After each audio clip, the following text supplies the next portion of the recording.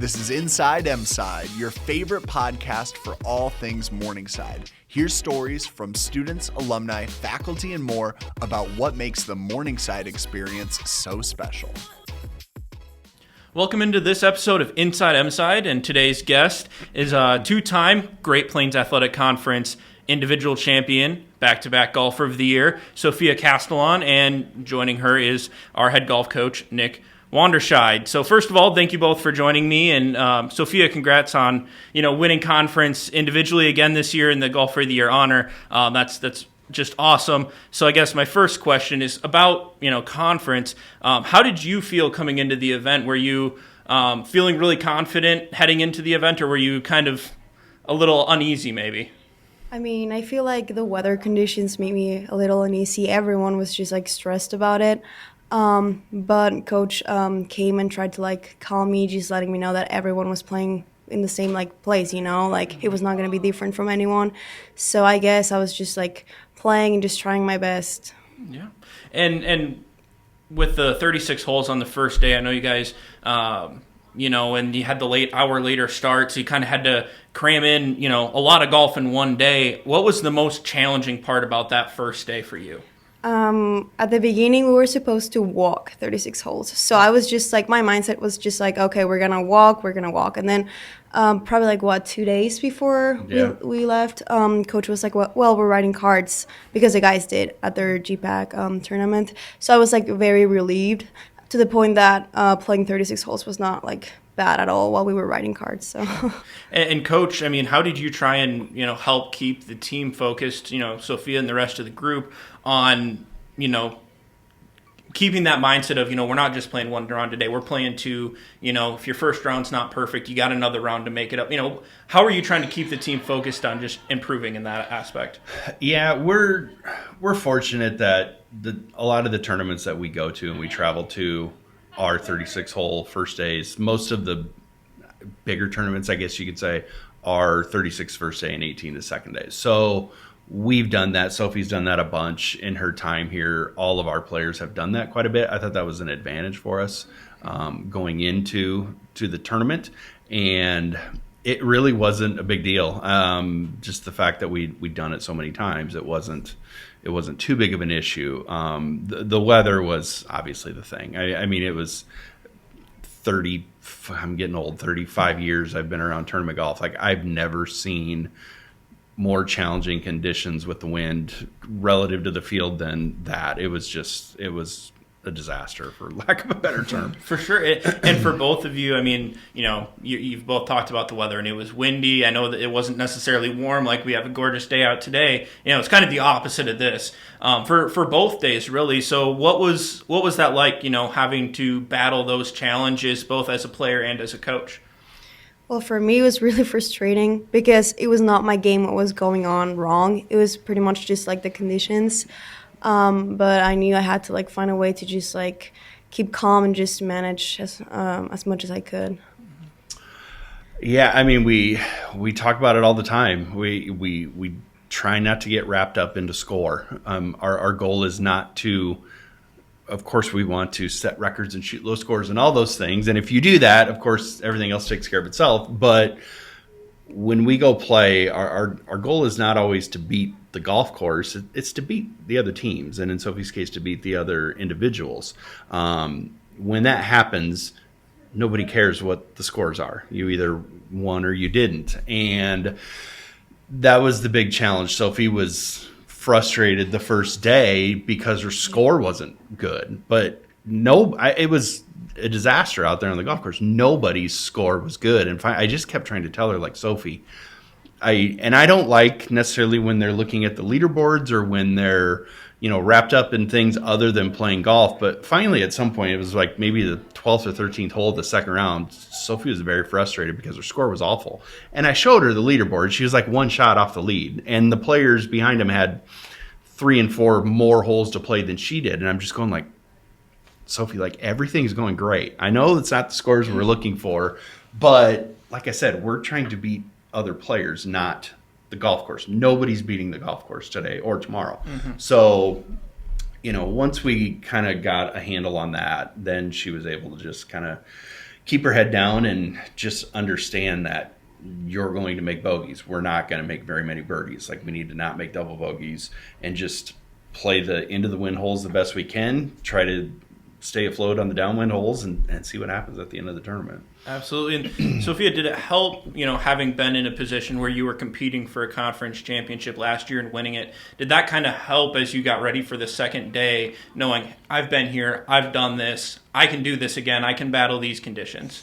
Yeah, I mean, I feel like for me, every tournament is just like a new experience, Obviously, I think I've grown as a player, which just gives me like a little more confidence sometimes.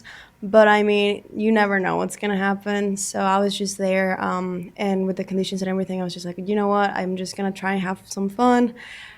I kind of did, kind of not, but yeah, that's just like the mindset I want to keep most of the times. For sure. And with the way the format was set up, I mean, you were out on the course a lot earlier on that second day than the rest of the leaders, or at least the people in front of you were. So what was kind of your mindset, knowing at the end of the day, whatever I shoot, I'm going to have to wait and see what these girls who are going out later shoot to know where I place? Yeah, for real. I feel like at the beginning I was still like not concerned, but just like thinking, okay, I have to do better because I was like one shot off the lead. But then as I started getting into it, I was like, you know what, I think I just have to like play hole by hole because I cannot like do anything with that, So I just started doing that and eventually it worked out. Yeah. And Coach, I mean, like I asked Sofia, I mean, knowing she's been there, she's done it, she's won a conference championship before, she's competed in won other events before, what was your message to her going into that second day? Similarly, like I said, going out before everyone else, conditions still aren't going to be great. What was kind of your message to her? It was, for as experienced and as much as Sofia's won, she's still 20 years old and hasn't, I'm 44 and have played, tournaments for 35 years. I've seen a lot more than she has. So I unlike the first day when I was kind of showing her the leaderboard to be like, hey, like things are not as bad as they seem. I told her before she went out, like just the way the mechanics of the day was going to work with her being out so far ahead of everybody else. Do not look at the leaderboard because it's not going to be indicative at all of what is truly going on. So I didn't want her to look after she had played 4 holes or 7 holes or whatever, because just the way it was, like she was going to go out and she was going to shoot over par. Everybody was. So the more, if she was 3 over, I think you were 3 over after 5, which the leaders hadn't even teed off yet. So now all of a sudden she was started 1 behind. Now she's 4 or 5 behind. That could get her down, but they hadn't even started yet. Like as the more golf they played, the more the gap was going to shrink. And so I just told her, it's like, do not look at the leaderboard. Like I will tell you everything you need to know. Like you need to trust me. I will tell you everything that you need to know, and what you don't know I won't tell you. And she got into, I think she was like 3 over after 5, but there were a bunch of the end of the wind holes early. Then she just got on a roll of just churning out pars. I mean, I think you parred like 5 or 6 holes in a row. The leaders had got off. They had kind of started doing what was going to happen. It was hard, so they were starting to make bogeys. All of a sudden the gap started being shrinked, and I think you probably had 5 or 6 holes left, and I think she was like 1 shot behind at that point, with the other players having 7 or 8 more holes than her to play. So I was like, okay. I told her on, I think the 15th tee box, everything's going exactly like we hoped. Like we got to get this one in. Like we just got to get it in the house and see what happens. And yeah, it all worked out. She made an unbelievable par out of the sand on her last hole. And at that point, she was 2 shots behind, and the leaders had 8 holes left to play. And all I told her was like, it is what it is. Yes, we'd love to have the lead right now, but I'd way rather be in your position than the other ones having 8 holes left to play. So we'll see what happens. And it worked out. For sure. And Sofia, you've alluded to, you feel like you've gotten better as a golfer over the last year, but back-to-back now conference championships. Do you feel like a year ago you would have been able to play in these conditions and still win the conference tournament, or do you think that your improvements you've made over the last year helped you battle the win this year? Well, every tournament is an improvement for me, so I feel like, I don't know, I don't really know what could have happened a year ago, but definitely I'm more ready now than last year, like in general. And what specifically do you feel like you've gotten better at over the last year in your game? Well, I guess my biggest issue while playing is my short game, and coach and me talked about it and we practiced it. So I feel like I'm getting more confident with my short game, and that's just what I think I've improved the most. And Coach, do you see kind of those similar things she talked about in terms of improvement? Is that where you see she's made the most strides over the last 12 months? Yeah, even just the last second half of the semester. Sophie is at the national level truly one of the elite ball strikers in the country. I'm not going to try to guess how many, but I mean, she's in the top 10% of the country tee to green. I mean, she hits it far, she hits it high, she hits it straighter than short hitters do. I mean, it's incredible how good she hits the golf ball. When she putts okay, she wins by a bunch, like at the Ridge tournament this year. I mean, she had a day where she putted it pretty good and she shot 75, 68 and won by 9. The days she has struggles putting, like she finishes second or third. I mean, she just hits it so good that, you know, she's never going to be way down the leaderboard. So yeah, over the second half of this year, she's gotten a lot better with her speed control and all of those things. She's 3-putting less, and I mean, she just seems to be getting better every tournament this spring. And so, Sofia, what do you think is the best part of your game? Is it your driving, your irons? You know, what do you feel is like the best part of your game right now? I think my driver. It's always been my driver. So. For sure. And going off of that, I mean, is that your favorite club in your bag then, is your driver? It's like a love-hate relationship, but right now it is. For sure, for sure. It's my favorite club in her bag. That means anything.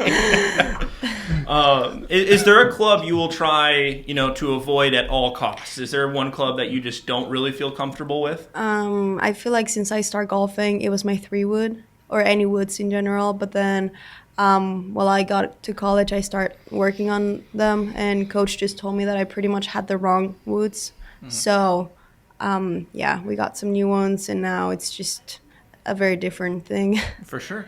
Now you're going back to nationals this year. What kind of is your goal for that tournament? Well, first of all, I feel like we haven't had like a great tournament where I can like have no jackets on or anything. Sure. So I'm just hoping it's actually like warm over there. And I mean, it's going to be a lot of golf for days and then practice run and everything. But I'm really excited. I feel like the golf course we're going to play is like one of the best ones like in the U.S.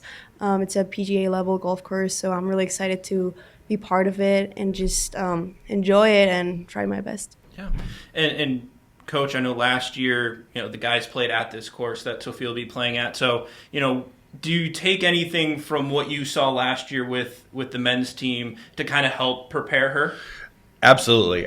We played, including the practice rounds. I watched the men. We played nationals, and we played another tournament over there last spring. So counting I've seen the men play 11 rounds there in practice and in tournament conditions. So I have a good handle on that golf course. When they announced that was going to be the women's site next year, my immediate reaction was, oh my God, they're going to love it. It is a stunning, beautiful, awesome place. It's incredibly good. My second reaction was, man, that's going to be a hard golf course for the women's field. It's just, I don't know exactly what length they'll play it at, but there's just enough kind of force carries. There's hitting it high is a huge advantage. Being handy on and around the greens is a thing for sure. But the best ball strikers are going to flourish at that golf course. I think it's a golf course like that. I think it just completely shrinks down the number of players that have the skills to handle it. And Sophie does. Like, it is, I told her this, I wasn't trying to just boost her confidence, but I mean, if there's a golf course that's built for her, it's that one. To play against a really, really strong field, because she hits it far, she hits it high, she hits it straight. Like, she can navigate that golf course with her ball striking so much better than a lot of, the other players will be able to. That it's a great golf course for her. I'm excited to get there. Yeah, and Sofia, I mean, obviously Coach just talked about how the course kind of plays into your strong suits. Have you had a chance to kind of look at the layout a little bit or kind of get a feel based on what Coach has said for the course you're playing, and how excited are you to play this course? I mean, I really don't know like how the course looked like. I've just like seen it like in pictures because the men played it, and I was like, oh my gosh, that's beautiful, whatever. But yeah, I guess I'm really excited to just figure out everything when we get there. Yeah. I don't think I got any more questions for either of you. I don't know if either of you any final thoughts on just, the year that it was for you to win conference again and get player of the year again and the opportunity to go to nationals. So, closing thoughts? Not really. I'm just happy. I don't know. For sure. No, it's exciting. Morningside men's and women's golf have had tremendous success at nationals over the last 4 and 5 years.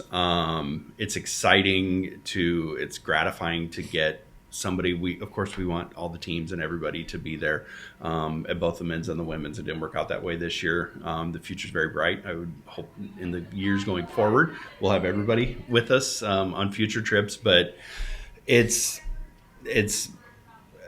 I'm thrilled that Sophie gets to experience this.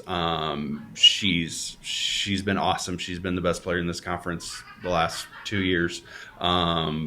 It's great that she gets to experience this trip, and the golf course is just awesome. And I've looked at the weather; it's supposed to be like this every day. 80, awesome. 80 and sunny, and not much wind, at least It's for perfect. the forecast now. Yeah. So, yeah, it'll be a great time. And we want to thank Chloe Cromendike. She's going to go and be our assistant coach for that tournament. So Sophie will have one of her teammates to hang out with for the week, so she's not stuck hanging out with me the entire time. So, Sure. Yeah, it's going to be a great trip for all of us. Yeah, and hopefully, like you said, hopefully the conditions stay low for you guys, and hopefully we get to see some great golf out of you, Sofia. And that'll do it for this episode of Inside Mside. Thank you all for joining and listening in today.